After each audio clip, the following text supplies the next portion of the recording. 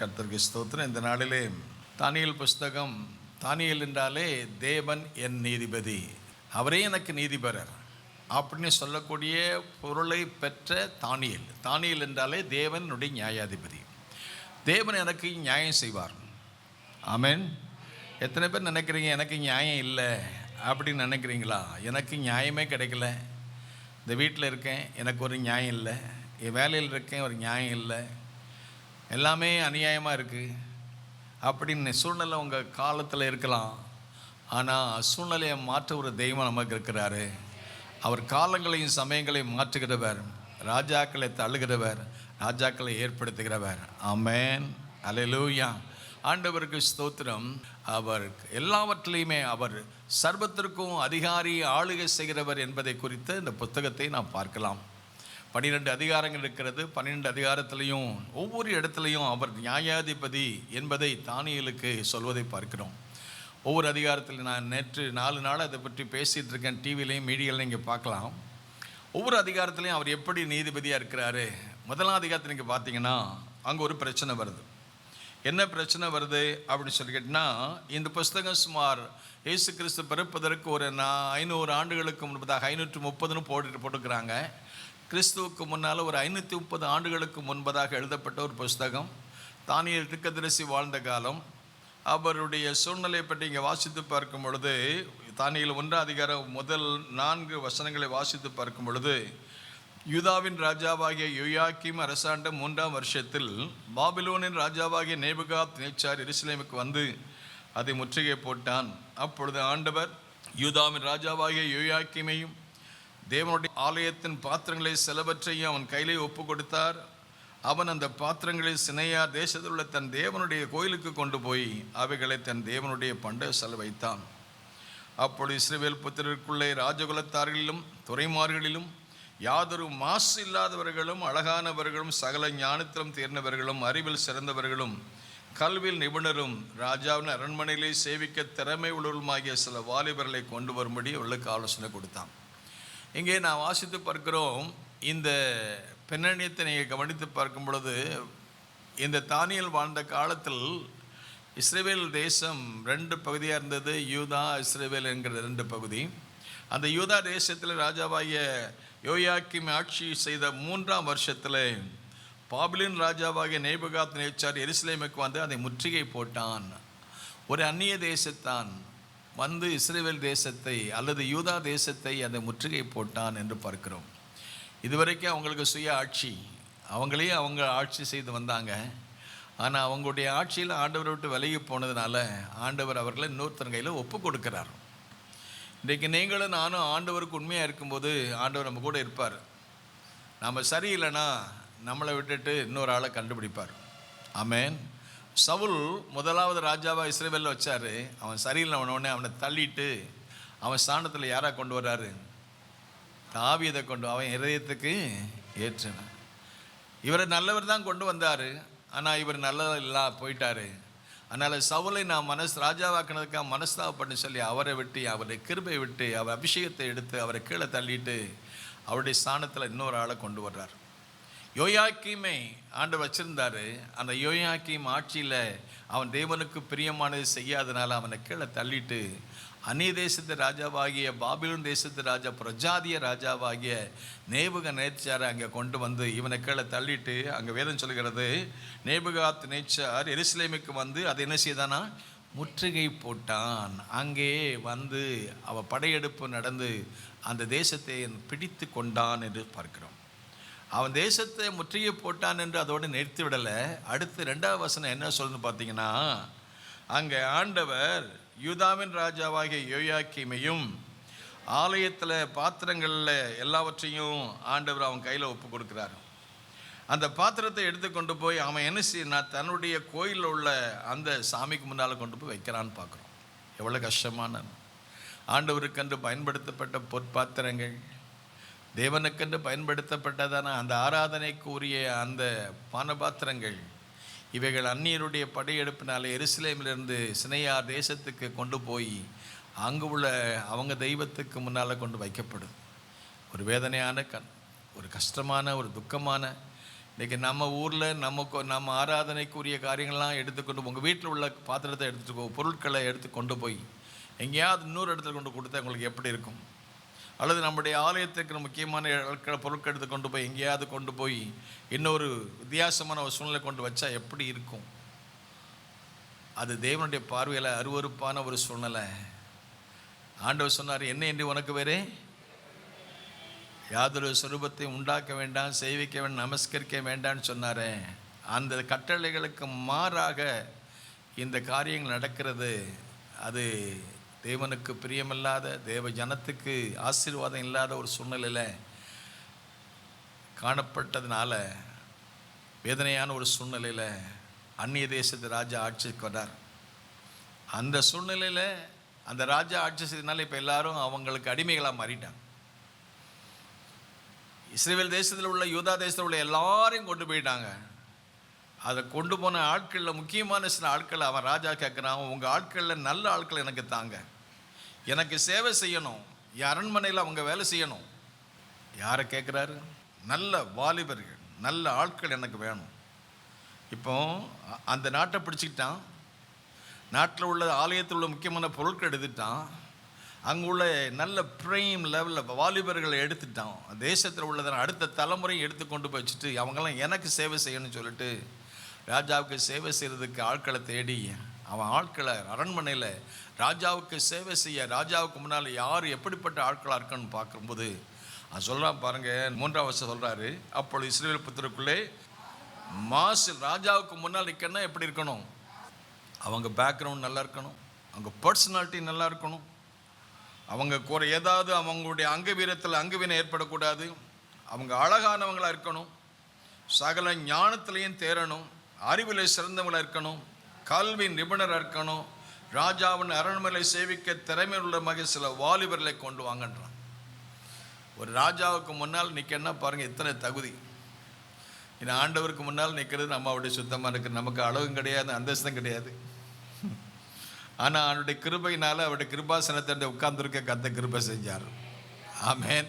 ஒரு பூலோகத்தில் ஒரு பூமிக்குரிய ராஜாவுக்கு முன்னால் நிற்கனா இத்தனை தகுதி தேவைப்படுது.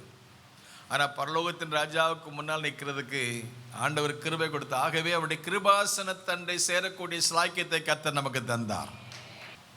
சிலுவை பற்றிய உபதேசம் கெட்டுப்பொருளுக்கு பைத்தியமாய் தோன்றுகிறது, ரட்சிக்கப்படுகிற நமக்கோ அது தேவ பலனாயிருக்கிறது. ஆமென். அது ஞானிகளுக்கு அது பைத்தியம், ரட்சிக்கப்படுகிற நமக்கு. உலகத்தாட்டு பார்வையில் இந்த சுவிசேஷம் அவங்களுக்கு அற்பமாக தெரிஞ்சாலும் நமக்கு அது நமக்கு ரட்சிப்புக்கு எதுவாய் காணப்படுகிறது. ஆகவே அந்த உலகப்புற ராஜாவுக்கு முன்னால் நிற்கிறதுக்கு இவ்வளோ தகுதி. ஆனால் ஆண்டவருடைய சமூகத்தில் வருவதற்கு தேவன் நமக்கு இரக்கம் பாராட்டி முன்னே தூரமாக இருந்த நம்மை கிறிஸ்துவின் இரத்தத்தினால சமீபத்தில் வர பண்ணி அவருடைய நாமத்தில் அவரை ஆராதிக்கிற பாக்கியத்தை கத்த கொடுத்தார்.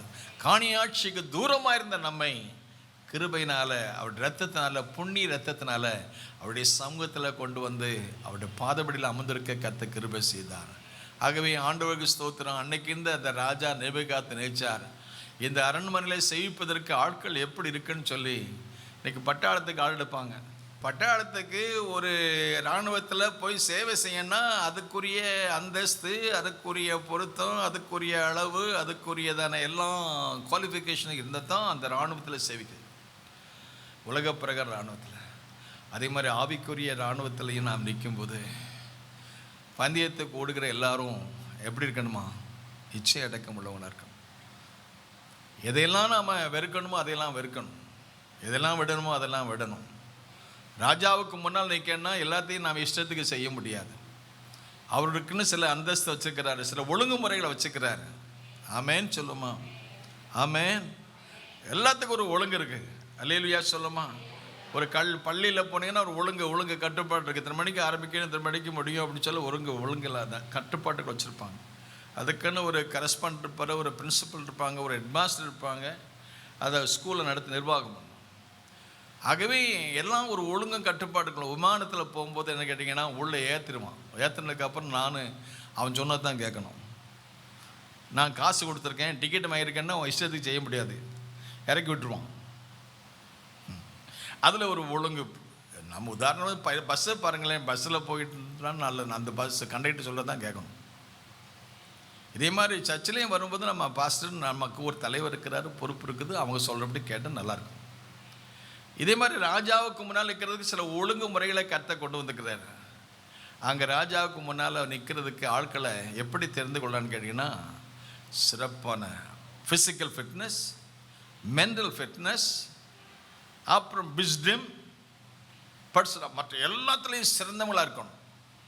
அப்போ தான் ராஜாவுக்கு முன்னால் நிற்கணும்னா அவ்வளவு அதுக்குரியதான அந்த ஃபிட்னஸ்.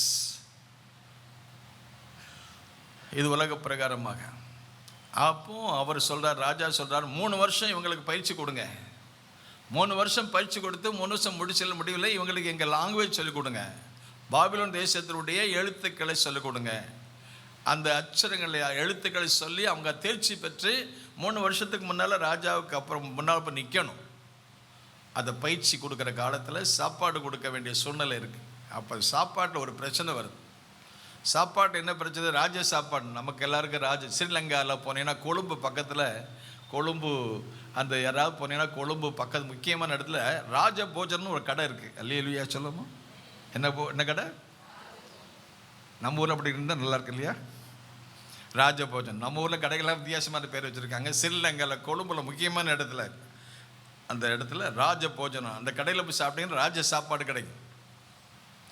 ராஜாவுக்கு கொடுக்குற சாப்பாடு இவங்களுக்கு கொடுக்கப்படுது. ஏன்னா இவங்க எப்படி இருக்கணும், ஏற்கனவே அவங்களுடைய குவாலிஃபிகேஷனை பார்க்குறோம். அவங்க ராஜாவுக்கு முன்னால் இருக்கும்போது ரொம்ப கவனமாக இருக்கணும், விழிப்பாக இருக்கணும், விஸ்டமாக இருக்கணும், அறிவில் சிறந்தவங்களாக இருக்கணும், அழகில் சிறந்தவங்களாக இருக்கணும், ராஜாவுக்கு ப்ரொடெக்ஷன் கொடுக்கணும், காரியங்களை நிர்வாகம் பண்ணணும், இதெல்லாம் ரொம்ப விழிப்பாக இருக்கணும்.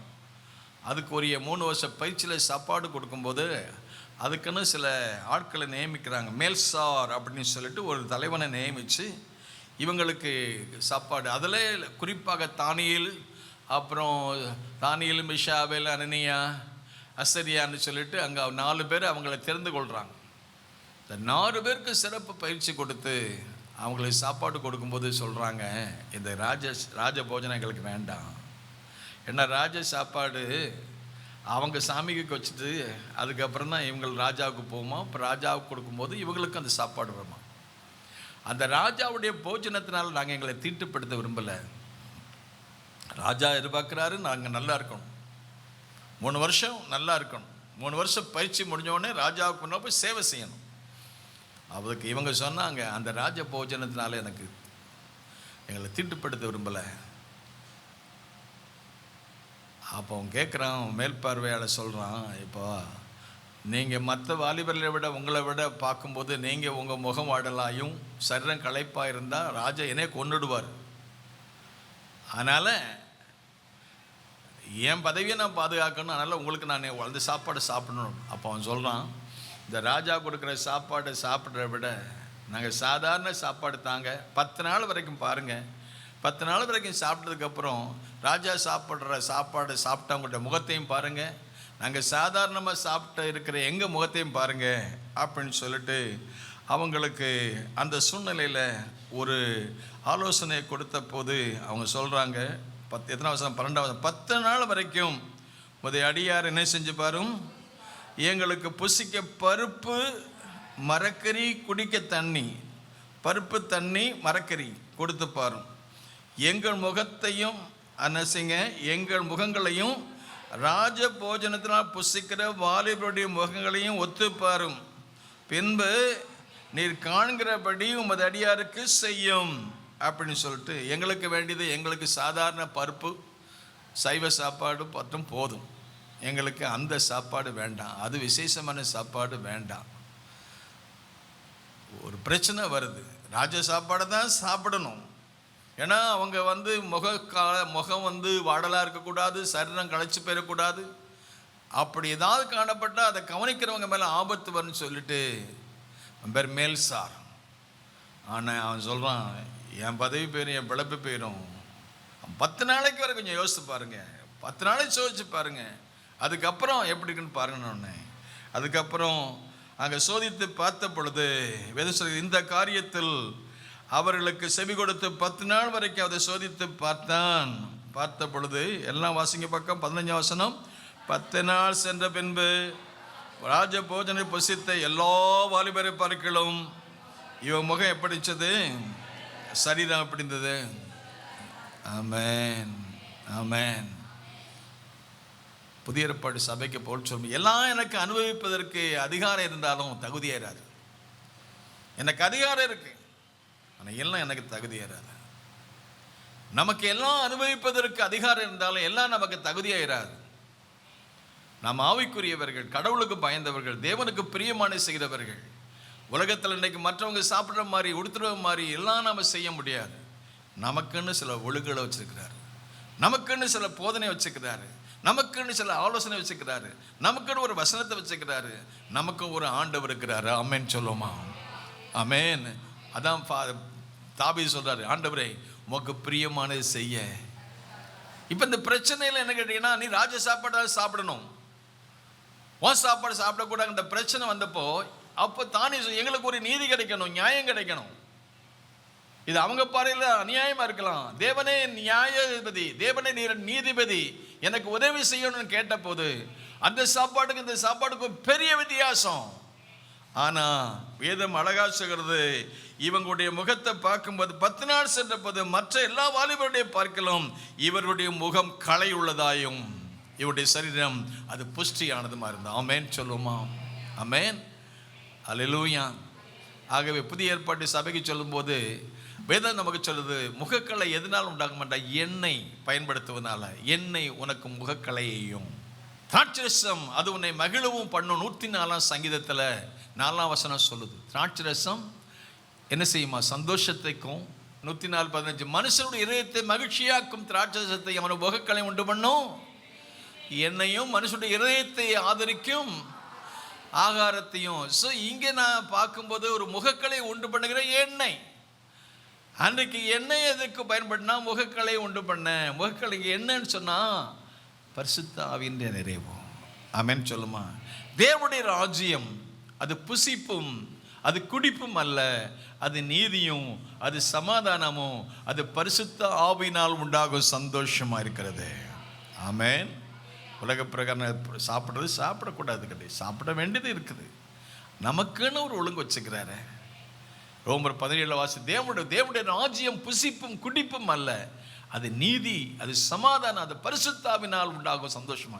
என் முகக்களை உண்டு பண்ணுவதற்கு எனக்கு உலகத்து பிரகாரமான எத்தனையோ காரியங்கள், அதை விட அந்த அபிஷேகம் எனக்குள்ள இருக்கும்போது கர்த்தருக்குள் மகிழ்ச்சியா இருப்பதே உங்களுக்கு பலன். ஆமென். தானியேலுக்குள்ள அந்த அபிஷேகம் இருந்தது, அந்த பின்னால் நீங்கள் பார்க்கலாம். அதுக்குள்ள விசேஷித்த அபிஷேகம் இருந்துச்சு. அந்த அபிஷேகம் அவனுக்கு முகக்கலை கொண்டு கொடுத்தது. அந்த அபிஷேகம் அவன் சரத்தை புஷ்டியாக கொண்டு வந்தது. ஆமென் சொல்லுமா?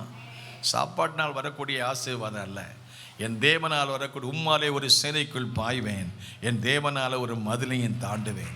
ஆகவே இந்த விஷயத்தில் 10 நாள் சோதித்து பார்த்த உடனே மற்ற வாலிபர்களை விட இவர்கள் சிறப்புள்ளவர்களாக காணப்பட்டார்கள். முகம் களை உள்ளதாகவும் சரீரம் புஷ்டி உள்ளதாக இருந்தது. இது சாப்பாட்டினால் வரக்கூடிய ஆசீர்வாதம் அல்ல, இது கர்த்தருடைய கிருபையினால அவருடைய அபிஷேகத்தினால அவருடைய தயவினால் வரக்கூடிய ஆசீர்வாதம். சாப்பாட்டினால மட்டும் அல்ல, கர்த்தருக்கு உண்மையாக இருந்தனால. இதை நீங்கள் பின்னால் கடைசியில் பார்த்தீங்கன்னு கேட்டிங்கன்னா, இந்த விஷயத்தில் அவங்க ஆண்டவருக்கு பயந்துருந்ததுனால ஆண்டவருக்கு ஸ்தோத்திரம். 17ஆம் வசனம் வாசித்து பார்க்குறோம். இந்த 4 வாலிபருக்கும் தேவன் என்ன செய்கிறாரு? எல்லாம் சொல்லுங்க. சகல எழுத்திலும் சகல ஞானத்திலும் அறிவிலும் சாமர்த்தியத்தையும் கொடுத்தார். தானியேலையோ சகல தரிசனங்களையும் சொப்பனங்களையும் அறியத்தக்கதாக அவனை அறிவுள்ளவனாக மாற்றினார் என்று வாசித்து பார்க்குறோம். நாட்களில் நாம் கர்த்தருக்காக சில காரியத்தை பிரதிஷ்டையோடு நாம் இருக்கும்போது, பொருத்தனையோடு இருக்கும்போது, ஒழுக்கு முறையோடு சில ஒழுக்க நெறியில் நாம் இருக்கும் பொழுது கர்த்தர் மற்றவர்களை விட்டு நமக்கு விசேஷித்த சில காரியத்தை தர்றார். ரெவலேஷன். ஆமென். ரெவலேஷன், ஆவிக்குரிய கிருபைகள், வரங்கள், தரிசனம். 4 வாலிபருக்கும் தேவன் எழுத்தில், ஞானத்தில், அறிவில், சாமர்த்தியத்தில், விசேஷமாக தானியல தரிசனங்களை பார்க்கறதுல, இன்னும் சொப்பனங்களை அறியக்கூடிய, சொப்பனத்துக்கு விளக்கம் சொல்லக்கூடிய அளவில் கர்த்தர் என்ன செய்தார்? இவளை மாற்றினார். ஆகவே இவர்கள் ராஜ்ய சமூகத்தில் போய் நின்றார்கள். நின்றபோது வேதம் சொல்கிற 20ஆம் வசனம், ஞானத்துக்கும் புத்திக்கும் அடுத்த எந்த விஷயத்தில் ராஜாவளை கேட்டு விசாரித்தானோ அதிலேயே அவர்கள் ராஜ்யம் எங்கும் உள்ள சகல சாஸ்திரிகளிலும் அவர்கள் 10 மடங்கு கோரேஸ் ராஜ்யபாரம் பண்ணும் 1ஆம் வருஷம் மட்டும் தானியேல் அங்கே இருந்தான். 10 மடங்கு அவர்கள் சிறப்பான. ஆமென். ஒருவன் 1000 பேரை 2 பேர் 10,000 பேர் துரத்துவார்கள். 10 மடங்கு சமத்திரலா. இந்த 10 மடங்கு சமத்திரா இருப்பதற்கு மற்ற எல்லாத்தை விட தேவன் அவர்களுக்கு பிரச்சனை வந்துச்சு, அவங்களுக்கு சோதனை வந்துச்சு. சாப்பாட்டில் தான் சோதனை வருது. இயேசுநாதர் சோதிக்கப்பட்ட போது முதலாவது சோதனை எங்கே வருது?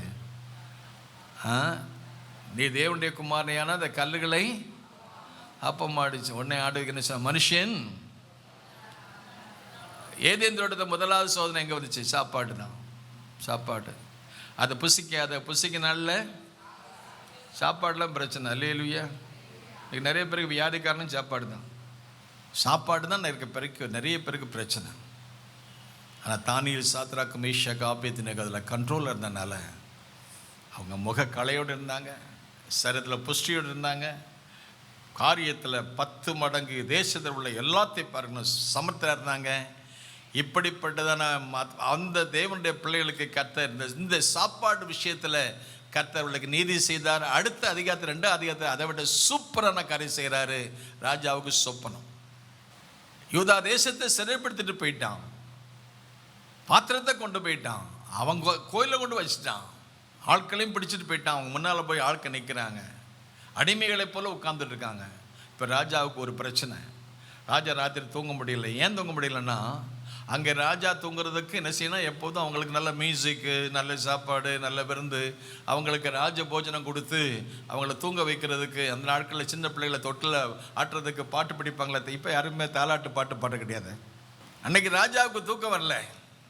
ஏன்னு கேட்டிங்கன்னா, அவன் ஆவி கலங்கிட்டு. காரணம் ஒரு சொப்பனம். நம்ம எல்லாருக்கும் சாதாரணமாக மனுஷ வாழ்க்கையில் சொப்பனம் வரும். நல்ல சொப்பனம் வரும், பொல்லாத சொப்பனம் வரும். நான் இப்போ கேட்டால் சொல்லுவீங்க ஒவ்வொருத்தரும், பாஸ்டர் ராத்திரி சொப்பனத்தில் நேற்று ஒரு அம்மா எனக்கு ஃபோன் பண்ணி சொன்னாங்க, பாஸ்டர் நீங்கள் சொப்பனத்தில் வர்றீங்க பாஸ்டர்னாங்க. எனக்கு ரொம்ப சந்தோஷமாக இருந்துச்சு. நான் என்ன செஞ்சேன், என் ஜெபம் பண்ணிட்டு போனீங்கன்னாங்க. பரவாயில்ல, நான் இங்கே இல்லாட்டலும் அவங்க வீட்டுக்கு நான் ஜெபம் பண்ணுற மாதிரி அவங்க சொப்பனம் கண்டாங்களா, ரொம்ப சந்தோஷமாக இருந்தது. ஆனால் இந்த ராஜாவுக்கு சொப்பனம் மோசமான சொப்பனம், பொல்லாத சொப்பனம். அந்த பொல்லாத சொப்பனம் அவனை கலங்க பண்ணிட்டு. இந்த சொப்பனம் கலங்க பண்ண ராஜாவுக்கே கலக்கம். அவன் ஆவி கலங்கிட்டு. வேதம் சொல்ல பாருங்க 2ஆம் வசனத்தில், 2ஆம் அதிகாரம் 1ஆம் வசனம். நேபுகாத்நேச்சர் ராஜ்யம் பண்ண 2ஆம் வருஷத்தில் சொப்பனம் கண்டான். அதனால அவன் ஆவி என்ன செஞ்சிச்சு, அவன் ஆவி கலங்குச்சு. அவன் ஆவி கலங்கினால அவன் என்ன செஞ்சான், அவன் தூங்க முடியல. ஆகவே அவனுக்கு ஒரு பெரிய பிரச்சனை வந்துட்டு.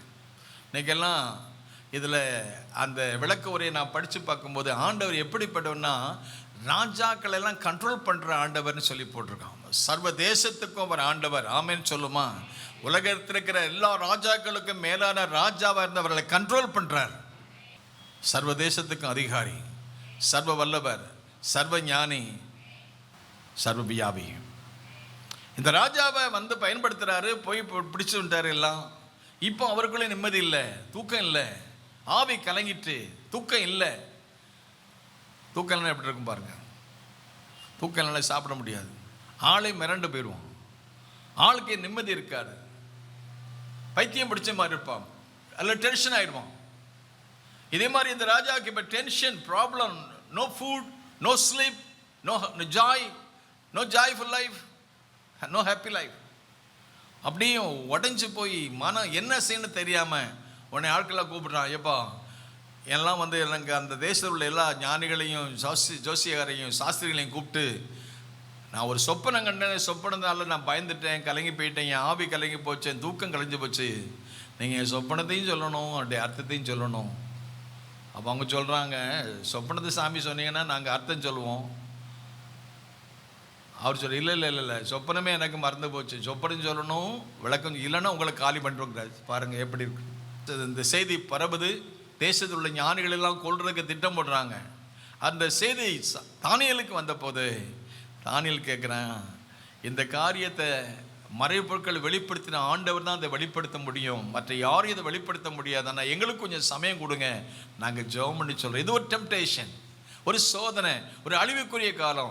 1ஆம் அதிகாரத்தில் சாப்பாட்டில் சோதனை வந்தபோது சாப்பாட்டில் ஜெயிப்பதற்கு கர்த்தர் நீதிபதியாக இருந்தவங்களுக்கு உதவி செஞ்சார். 2ஆம் அதிகாரத்தில் ஒரு சோதனை வருது, இதுலேயும் எங்களுக்கு நியாயம் செய்யணும் ஆண்டவரேன்னு சொல்லிட்டு தானியேலும் அவனோட கூட இருந்த நண்பர்களும் ஜெபம் பண்ண ஆரம்பித்த போது அங்கே ஆண்டவர் என்ன செய்யார்னு கேட்டீங்கன்னா, இந்த 16, 17 வாசித்து பார்க்கும்போது, ஆண்டவரே எங்களுக்கு உதவி செய்யணும்னு சொல்லி தானியேல் சூப்பராக அவர் ஜெபம் பண்ணுறாரு. என்ன ஜெபம் பண்ண வந்தாரு கேட்டீங்கன்னா, இங்கே வாசித்து பார்க்குறோம் 17 பின்ன தானியேல் தன் வீட்டுக்குள்ளே போய் தன் தோழருக்கு பாபிலோனுடைய ஞானிகள் கூட அழியாதபடிக்கு மறைபொருளை குறித்த பரலோகத்தின் தேவன் நோக்கி என்ன செய்ய இரக்கம் கேட்கறதற்காக அம்மேன்னு சொல்லுமா. ஆண்டவரே, ராஜாவுடைய ஆவி கலங்கி போய்விட்டது. அவனுடைய வாழ்க்கையில் இன்றைக்கு நிம்மதி இல்லாமல் இருக்கான். அவனுக்கு உதவி செய்ததற்கு நீங்க பரலோகத்தின் தேவன் இரக்கம் செய்யுங்க. இந்த பிரச்சனை நாங்கள் அழியாதபடி எங்களுக்கு ஒரு நியாயம் கிடைக்கணும். நீ 1ஆம் அதிகாரத்தில் எங்களுக்கு சாப்பாடு விஷயத்தில் எங்களுக்கு நீதி செஞ்சீங்க. இந்த 2ஆம் அதிகாரத்தில் எங்க வாழ்க்கைக்கு ஒரு பிரச்சனை வந்திருக்குது, இதுல எங்களுக்கு நியாயம் செய்யணும் ஆண்டவரே அப்படி சொல்லி பரலோகத்தின் தேவனுக்கு ஜெபம் பண்ண போது வேதம் சொல்கிறது 18 அனனியா, மிஷாவேல், அசரியா என்னும் தன் தோழருக்கு இந்த காரியத்தை அறிவித்தான். அப்படி அறிவித்து செபிக்க ஆரம்பித்த போது எல்லாரும் சொல்லுவான் 19 பின்பு தரிசனத்திலே தானியேலுக்கு மறைபொருளை வெளிப்படுத்தப்பட்டது. அப்பொழுது தானியேல் பரலோகத்தின் தேவனை ஸ்தோத்திரித்தான். ஆமென் சொல்லுமாம். டிஸ் ரெவலேஷன், தானியேலுக்கு ஆண்டவர் கொடுத்த மாபெரும் கிருபை வரம். ரெவலேஷன், மறைபொருட்களை வெளிப்படுத்துகிற ஆண்டவர். இது யாருக்கும் புரியாத அறியாத ஒரு காரியம். யோபு சொல்றாரு 9ஆம் அதிகாரம் 10ஆம் வசனத்துல, தேவனே நீர் ஆராய்ந்து முடியாத பெரிய காரியங்களையும் எண்ணி முடியாத அதிசயங்கள் செய்கிற ஆண்டவர். நல்ல கரங்களை தட்டி ஹல்லேலூயா. நீர் ஆராய்ந்து முடியாத பெரிய காரியங்களையும் எண்ணி முடியாத அதிசயங்களையும் ஆண்டவர், ராஜாவுக்கு புரியாத அறியாத காரியத்தை நீங்க சொல்ல முடியும், செய்ய முடியும். அந்த இரக்கத்திற்காக தானியேலும் அவருடைய தோழர்களும் ஜெபித்த போது மறைபொருட்களை வெளிப்படுத்துகிற ஆண்டவர் தானியேலுக்கு தரிசனத்தில் வெளிப்படுது. பிள்ளைகளே, பெற்றோரே, தகப்பன்மார்களே, தாய்மார்களே, ஆண்டவரிடத்தில் கேட்க வேண்டிய காரியம் சாதாரண காரியத்தை கேளாதீங்க, அசாதாரணமான காரியத்தை கேளுங்க. Revelation, the spirit of revelation, anointing, breakthrough. We need a revival. We need revelation. Revelation about our family, about ourselves, our situation, our church, our nation, all our jobs. பேதுருக்கு அன்னைக்கு நான் யாரு நீ சொல்லுன்னு சொல்லி கேட்டபோது, நீங்கள் மற்றவங்க என்ன சொல்கிறாங்கன்னு எப்படி கேட்டபோது சில எலியான்னு சொல்கிறாங்க, சில யோவான் சாலன்னு சொல்கிறாங்க. அப்படி சொன்னப்போ நீங்கள் என்ன சொல்கிறீங்க? நீ ஜீவனுடைய தேவனுடைய குமாரனாய் கிறிஸ்து. அவனுக்கு ஒரு ரெவலேஷன் கிடைச்சது. பாண்டவர் சொன்னார், யோனாவின் குமாரனாய் சீமோனே, மாம்சம் ரத்தமும் உனக்கு அது வெளிப்படுத்தலை, அந்த ஆவியானவர். ரெவலேஷன். ஆமென். அந்த ஸ்பிரிட் ஆஃப் ரெவலேஷன், ஆவிக்குரிய வரங்களை, குறிப்பாக தீர்க்க தரிசன வரங்களை நாடுங்க. ஜெபத்தில் வரும்போது ஏதோ அது வேணும் இது வேணும்னு கேட்கறத விட ஒரு ரெவலேஷன், மறைப்பொருட்களை வெளிப்படுத்தின ஆண்டவரிடத்தில் தானியேல் கேட்டானே, அன்னைக்கு இருக்கிற பிரச்சனை அவன் சொல்லாட்டா அவனும் காரியம் பண்ணிடுவான், அவனையும் கொண்டு போடுவான். அன்னைக்கு இந்த ஞானிகளை அழிக்கும்படி சட்டம் வந்த போது, தேவனே நிறைய நியாயாதிபதி எனக்கு உதவி செய்யுங்கன்னு கேட்டு ஜெபம் பண்ண போது ராஜா கண்ட சொப்பனத்தை அப்படியே சொல்றார். ஆமென் சொல்லுமா. மனுஷன் முகத்தை பார்க்கிறான், கர்த்தரோ ஆமென் ஆமென் ஆமென் ஆமென் ஆமென். நீங்கள் எங்களை பார்க்குறீங்க, எங்களுடைய அந்தரங்கத்தை பார்க்குங்க. ஆண்டவரே அன்னைக்கு சொல்கிறார் 139 தேவனே என்னை ஆராய்ந்து அறிந்திருக்கிறீர், என்னை உட்காருதனை என் நாவில் சொல் பிரதாருக்கு எல்லாம் அதுக்கு முன்னாலே அறிஞ்சிருக்கிறீங்க. நான் வானத்துக்கு போனாலும் அங்கே இருக்குங்க, பாதாளத்தில் படுக்க போட்டாலும் அங்கே இருக்குங்க. உங்களுடைய கை என்னை பிடிச்சு இழுக்குது ஆண்டவரே. வேதனை உண்டாக்கும் வழி என்ன உண்டோ என்ன ஆராய்ந்து பாரும், என்னை நித்திய வழியில் நடத்துங்க. நீர் உம்முடைய ஆலோசனைப்படி என்னை நடத்தி முடிவில் என்னை மகிமையில் ஏற்றுக்கொடுங்க. என் ஆலோசனை இல்லை, உங்கள் ஆலோசனை. I need revelation, anointing, breakthrough, conviction, holy spirit. அந்த அபிஷேகத்தை அந்த கொடுத்தாரு. விசேஷத்த ஞானம், சாமர்த்தியம், திறமை அதெல்லாம் ஒரு பக்கம் இருந்தாலும் தரிசனங்களையும் சொப்பனங்களையும் காணக்கூடிய, விளக்க சொல்லக்கூடிய அந்த கிருபைகளை கற்று கொடுத்தோடனே ராஜாவை நீங்கள் கண்ட சொப்பனம், நீங்கள் என்ன நடக்கணும்னு நினச்சிட்டு இருந்தீங்க. அன்னைக்கு சர்வலோகத்தின் ஆண்டவர் என்ன நடக்க போகுது, உலகத்தில் என்ன நடக்க போகுது, உங்களுக்கு என்ன நடக்க போகிறதுங்கிறத ஆண்டவர் வெளி கொடுத்து. ஒரு சிலையை பார்த்தீங்க. அந்த சிலை பொன்னால் செய்யப்பட்ட தலை நீங்கள் தான். தலை பொன்னால் செய்யப்பட்டுச்சு. அவருடைய மார்பும் அவருடைய பொய்யமும் அது வெள்ளியால் செய்யப்பட்டது. அது வைரந்தோடையும் வெண்கலத்தால் செய்யப்பட்டது. கால்கள் இரும்பினால் செய்யப்பட்டது. பாதம் களிமண்ணும் இரும்பினால் செய்யப்பட்டது. அப்படி சிலையை பார்த்து ஒரு பெரிய கல்லால் கரங்களால் பெயர்க்க முடியாத பெரிய பாறைகள் அதை மோதிய போது அந்த சிலை அப்படியே ஒரு பதரை போல நொறுங்கி காற்றில் பறக்கும் பதரை போல மாறிவிட்டது. பின்பு அந்த கல் சர்வதேசத்திற்கும் அதிகாரமுள்ள ஒரு மாபெரும் ராஜ்யமாக மாறி முழு உலகத்தையும் ஆளுகை செய்யும் ஒரு மாபெரும் வல்லமையாக மாறியது.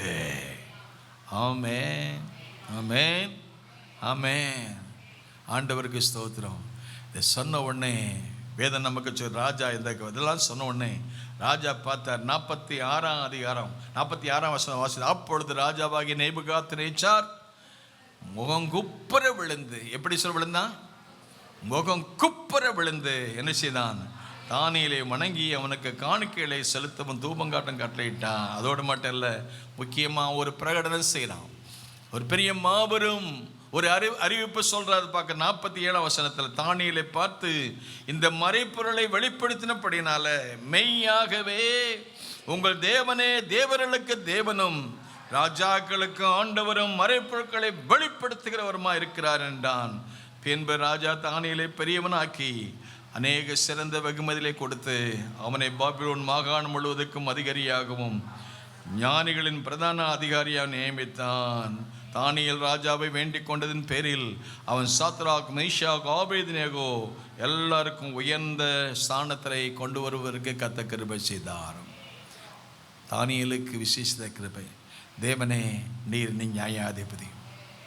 நான் அழிக்கப்பட வேண்டிய ஸ்தானத்தில் எனக்கு ஆதரவு கொடுப்பதற்கு தரிசனம் கொடுத்தீங்களே, சொப்பனம் கொடுத்தீங்களே, சொப்பனத்துக்கு விளக்கம் சொன்னீங்களே, மறைப்பொருட்களை வெளிப்படுத்தின ஆண்டவர் என்பதை இந்த மனுஷனுக்கு சொல்வதற்கு கர்த்தர் கிருபை செஞ்சீங்களே.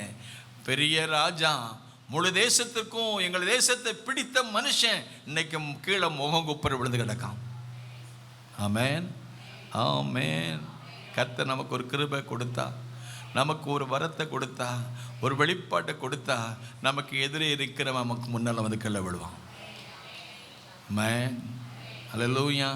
இன்னைக்கு சபைக்கு விரோதமாக, தேவனுடைய வல்லமைக்கு விரோதமாக எழும்பிக்கிற வல்லமைகள் எல்லாம் கர்த்தருடைய கரத்தில் நாம் விழுந்து செபிக்கும் பொழுது கர்த்தர் ராஜ்யங்களை சந்திக்க, ராஜாக்களை தள்ளுகிறவர், ராஜாக்களை ஏற்படுத்துகிறவர், அவர் காலங்களையும் சமயங்களையும் மாற்றுகிறவர், ராஜாக்களை தள்ளி ராஜாக்களை ஏற்படுத்துகிறவர். அந்த சகல அதிகாரம் பெற்ற ஆண்டவர் நம்முடைய ஆண்டவராக இருக்கிறபடினால அந்த ஆண்டவருக்குனால பயந்து நடுங்கி அவருக்கு முன்னால் நம்மை அர்ப்பணிப்போம். ஆண்டவருக்கு ஸ்தோத்திரம். தேவன் நமக்கு நீதி செய்வார். நமக்கு மட்டும், குடும்பத்துக்கு மட்டுமல்ல, நம்முடைய சபைக்கு, நம்முடைய தேசத்துக்கு, தேவனுடைய ஊழியத்திற்கு தேவன் நம்மை கொண்டு கர்த்தர் பெரிய காரியங்களை செய்வார். தானியேலின் தேவனே மெய்யான தேவன் என்பதை அன்றைக்கு உலகம் கண்டு கொண்டது போல நமக்கு மட்டுமல்ல, தானியேலுக்கு மட்டுமல்ல, அவனை சார்ந்த அத்தனை பேருக்கும் நல்ல உயர்ந்த ஸ்தானத்தை கர்த்தர் அன்றைக்கு கொடுத்தால் பார்க்குறோம். இந்த நாட்களிலையும் கூட கர்த்தருடைய கருத்தில் கேட்போம், ஆண்டவரே we need a revelation, நல்ல கிருபைகளை தாங்க, வரங்களை தாங்கன்னு கேட்போம். கர்த்தர் நம்மை பயன்படுத்துவார். எல்லாரும் சேர்ந்து ஜெபிப்போம். ஹல்லேலூயா, ஸ்தோத்திரம். உமது சமூகம் வரும்போதெல்லாம்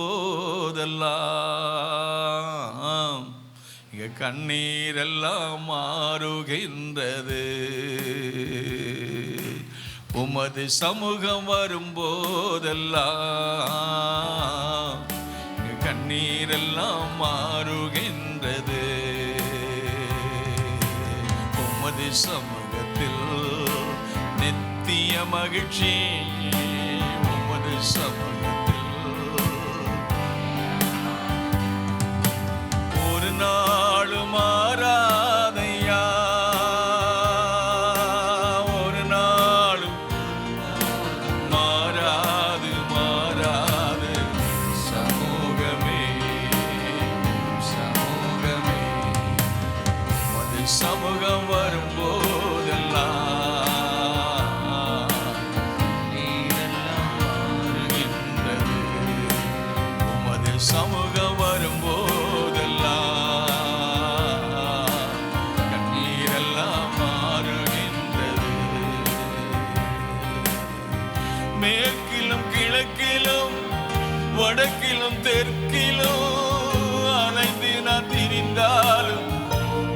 விடுதலை இல்லையே. மேற்கிலும் கிழக்கிலும் வடக்கிலும் தெற்கிலும் அலைந்து நான் திரிந்தாலும் விடுதலை இல்லையே. நித்திய ஜீவனுள்ள வார்த்தைகள் உம்மிட உண்டு. நித்திய ஜீவனுள்ள வார்த்தைகள் உம்மிட உண்டு. உமது வார்த்தையால் திருப்தியாகினேன். உமது வார்த்தையால் திருப்தியாகிறேன். உமது சமூகம் வரும்போதெல்லாம் கண்ணீரெல்லாம் மாறுகின்றது. உமது சமூகம் வரும்போதெல்லாம் கண்ணீரெல்லாம் மாறுகின்றது. அப்பனே உம்மை துதிக்கிறோம், உம்மை ஸ்தோத்திக்கிறோம். தேவனே என் நியாயாதிபதி, தானியேலுக்கு நியாயம் செய்து தேசங்களுக்கு மேலாக உயர்த்தி உங்க நாமத்தை உயர்த்தினதற்காக ஸ்தோத்திரம். அவரே தேவர்களுக்கெல்லாம் தேவனும் ராஜாக்களுக்கு ஆண்டவரும் காலங்களையும் சமயங்களையும் மாற்றுகிறவர், ராஜாக்களை தள்ளி ராஜாக்களை ஏற்படுத்துகிறவர். அந்த தேவன் எங்களுடைய தேவனாக இருப்பதற்காக நன்றி. ஒவ்வொரு நாளும் எங்களை பரிசுத்தப்படுத்துங்க. பயத்துடனே கர்த்தரை செய்வீங்கள், நறுக்கத்துடனே களி கூறுங்கள். உங்களுக்கு முன்னால் வரும்போது ஒரு பயமும் நடுக்கம் இருக்க கிருபை தாரும். இயேசு நாம் ஜெபிக்கிறோம் பிதாவே. நாத்துமாவே கர்த்தரை ஸ்தோத்திரி, உள்ளமே பரிசுத்தாம ஸ்தோத்திரி. நாத்துமாவே கர்த்தரை ஸ்தோத்திரி, அவர் செய்து செலமருவாதே. God bless you all. Thank you for coming. God bless you.